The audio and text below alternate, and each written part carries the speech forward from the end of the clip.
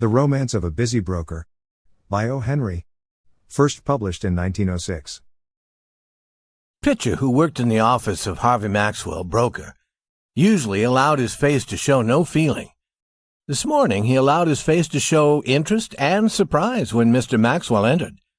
It was 9:30, and Mr. Maxwell was with his young lady secretary. "Good morning, Pitcher," said Maxwell. He rushed to his table as if he were going to jump over it. Then he began to look at the many letters and other papers waiting there for him. The young lady had been Maxwell's secretary for a year. She was very beautiful and very different from most other secretaries. Her hair always looked plain and simple. She did not wear chains or jewels. Her dress was gray and plain, but it fitted her very well. On her small black hat was the gold-green wing of a bird. On this morning she seemed to shine softly. Her eyes were dreaming, but bright. Her face was warmly colored, and her expression was happy. Pitcher watched her. There was a question about her in his mind. She was different this morning. Instead of going straight to the room where she worked, she waited. She seemed not to know what to do. Once she went over to Maxwell's table, near enough for him to see that she was there. The machine sitting at the table was no longer a man. It was a busy New York broker. "What is it? Anything?" asked Maxwell shortly. Papers lay like snow covering his table. His gray eyes looked at her as if she were another machine. "Nothing," answered the secretary, moving away with a little smile. "Mr. Pitcher," she said. "Did Mr. Maxwell talk to you yesterday about getting another secretary?" "He did," Pitcher answered. "He told me to get another one. Several are coming to talk to us this morning, but it's now after 9, and not one has appeared." "I will do the work as usual," said the young lady, "until someone comes to fill the place." and she went to her table. She took off the black hat with the gold-green bird wing and put it away as usual. If you have never seen a busy New York broker on a busy day, you know little about men at work. Every minute of a broker's hour is crowded, and this day was Harvey Maxwell's busy day. Beside his table stood a machine. From this came a long, narrow, endless piece of paper bringing him business news as soon as it happened. Men began to come into the office and speak to him. Some were happy, some were not. Some were in a hurry, some were full of anger. Boys ran in and out with letters for him to read and answer at once. Pitcher's face now showed that he was alive. The other men who worked in the office jumped around like sailors during a storm. And there were storms in the business world, fearful storms. Every storm was felt in the broker's office. Maxwell moved his chair against the wall. Now he was like a dancer. He jumped from the machine to his table, to the door, and back again. In the middle of all this, he slowly realized that something had come near him. There was golden hair. There was a very large amount of it, high on a head.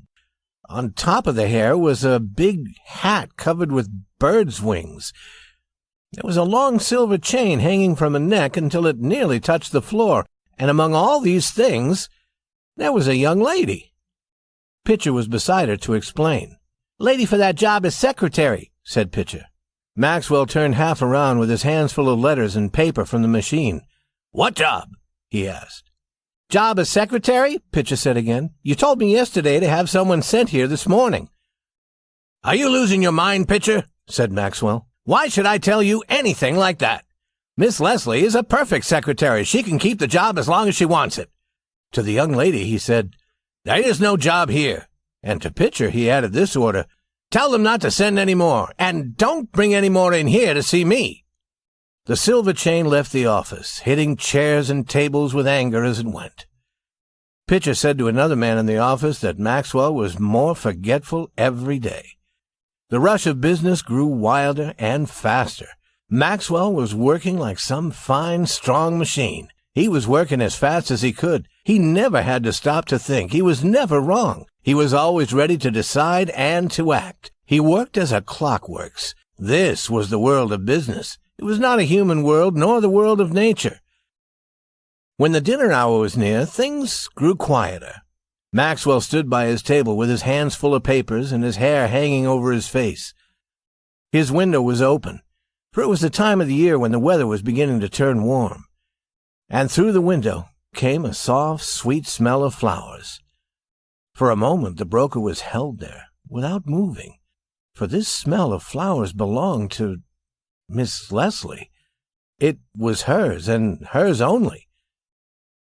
The smell seemed almost to make her stand there before him. The world of business grew smaller and smaller, and she was in the next room, 20 steps away. "I'll do it now," said Maxwell half aloud. "I'll ask her now. I wonder why I didn't do it long ago." He rushed into the other room. He stopped beside the secretary. She looked up at him with a smile.